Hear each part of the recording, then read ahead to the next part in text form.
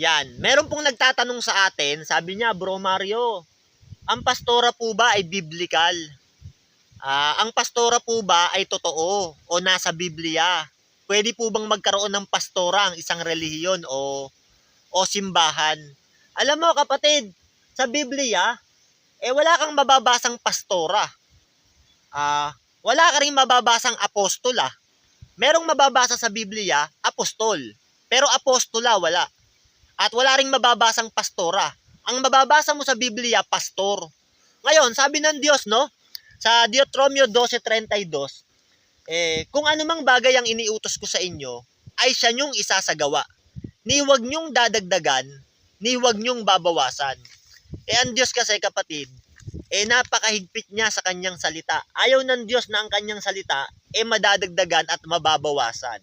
Ngayon, kung lalagyan mo ng pastora, wala namang iniutos ang Diyos na magkaroon ng pastora ang isang kongregasyon o isang simbahan o isang gawain, wala namang pastora na iniutos, tapos gagawan mo ng pastora, lalabas niyan, dinadagdagan mo Biblia. Wala namang mababasang pastora sa Biblia.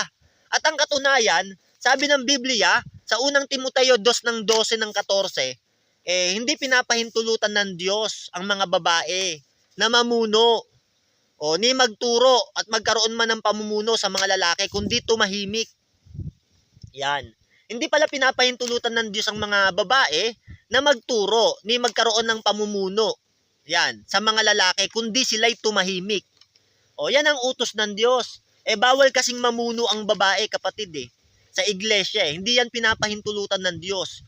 Ni mamuno, ni magturo, kundi sila'y tumahimik. Yan, sabi sa unang Korinto 14:34-35, ang mga babae daw, tumahimik ang mga babae sa iglesia. Yan ang sabi ng Diyos. Ang mga babae, manahimik sa iglesia. Sila'y walang kapahintulutang magsalita. Yan. Sabi ng Diyos, tumahimik kayo sa iglesia. Wala kayong kapahintulutang magsalita. Bawal kayong magturo, ni mamuno, sapagkat alalahanin nyo, sabi ng Diyos, si Adan ang unang nilalang at saka si Eva, at si Eva yung nadaya at nahulog sa pagsalangsang. Yan ang sabi sa unang Timoteo ng 2:12-14. Kaya sa Biblia, ang mga pinipili ng Diyos mga lalaki para mamuno at magturo, hindi babae, kapatid. Labag sa Biblia yan. Ang katunayan, sa unang hari ng 9:5, sabi ng Diyos, itatatag ang iyong luklukan magpakailanman. Hindi magkukulang ng lalaki. Yan, sa Israel. Yan. Hindi magkukulang ng lalaki, sabi ng Diyos. Yan, itatatag ang iyong luklukan magpakailanman. Yan ang sabi ng Diyos, hindi papagkulangin ng lalaki. Kaya hanggang sa panahon natin, lalaki ang pinahintulutan ng Diyos na mamuno at magturo. Yan, kaya sa ating panahon, ang pinili ng Diyos ay mga lalaki. Sila ang pinahintulutan magturo at mamuno. Wala pong pastora. Kaya kung may pastora yung iglesia mo, lalabas, dinadagdagan mo Biblia. Lalaki kasi yung pinili ng Diyos para mamuno at magturo.